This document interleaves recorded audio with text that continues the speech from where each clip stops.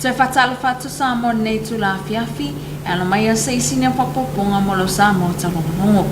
E to mo i talo le asolo e na whatauto i na isu Iosifona o Palimene. E to ofitu le na man malo mai i whainga pātala e titi i le whai ungon māsina te nei. Se te ringane nei i le report. O sui fai pule nei e to ofitu na manu malo mai whai ngā palo talaiti. Le na whaantau nuina i le whai ungo le masino no vema le tausanga nei. E sa ilia e leo ni tofi o lanto i tu malo. Le sa havano o lanto no foi titono le Palimene. O le afionga le fonfetalai, le na whaantau nuina le sauninga. E whaantau toi nai i lanto nei e to ofitu.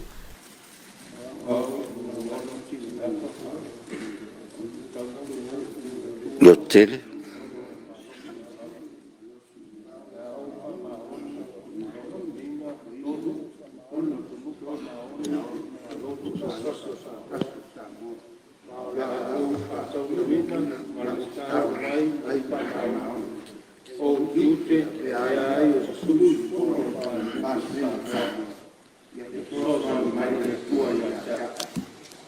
Ja, zijn nu toe oud.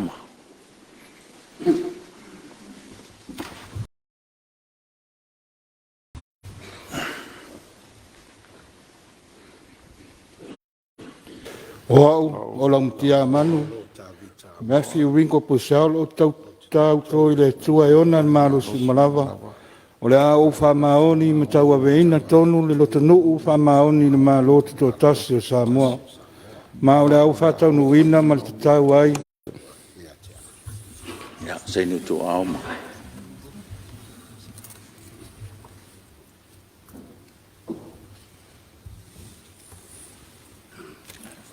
Na saunoa le afionga le fonfetalai, le afionga ia papali ili o te eo maspau e whaafeiloa isu e to ofito i tu malo ua mawhai o na whaatau nuina male manuel nei whamoemoe. O te talo, ia tō mai le langi manu molo o tō wala awina. O nao i tātou o ni mea whai ngā ruenga o wha o ngā le tua mō sona vi inga. E ala i tō whinga, ua whiriwhiri ai tātou. Tātou wha moe me umai le tua, e maua ai lo tātou soaswani.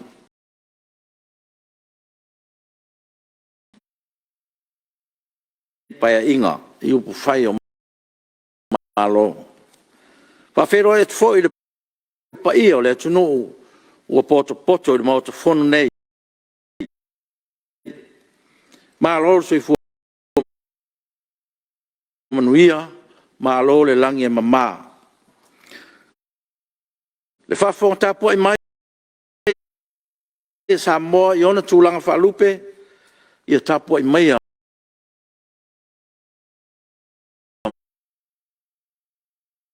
whanga mō tangata lau tele. E sui a wai o le polkalame whaapare mene mō talavou. Se vaenga por kalame ua leva na fatino ele official fai do tusi e fai loa tuai mta fai oi manga ruenga fai el Palimene ile atu no e fai lo leo masuil nei Palimene e fa felo e tuai i lo to mamalu ia sanga yan ai o tai ma ia fa manuianga le tua i lo o tō wal whaiva i la o tō por kalame ua fuafuaina mo aso e lua. O le afionga na tamaita i Palimia, le afionga le sao whaapito i afia me Naomi mata afa. Le na sau noa e whaafeiloa isu i fōua le Palimene, le ua pale mai tofi o lato i tū malo.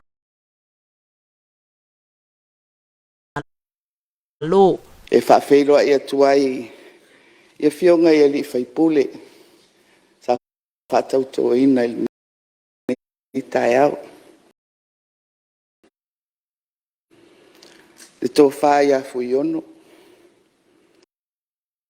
Le tō whaia maulolo.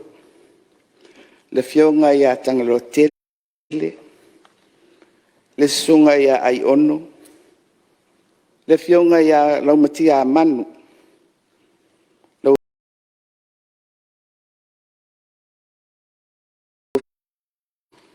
Whaatalofa atu. Whaafitai le alofo le atua ua tau lau o le whaamoe moe. Ia, ma ua whaupopo mai ai pou o le maota o Samoa. Sa o tātou talitalia. Malo le tau, malo le finau, le tiute, o le whaia lea o le whiriwhiringa. Mō sui o le pare mene o Samoa.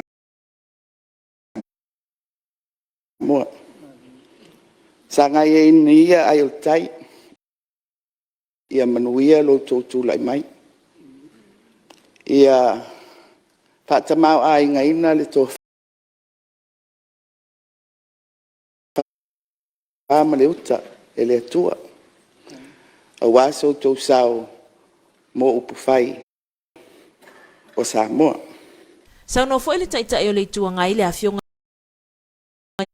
ya tu la epa lupa soli aisa ile le maliele ngoi e momoli lana whaama loma lana whaafitai sui ua tu mai tu malo e fitu sa whia ngai mawhai ngā palo talai whaatasi ai ma le whaaleo ina o lona whaano noanga ona o le le whaataunu inai o le whaatau to inai o sui te maita i to olua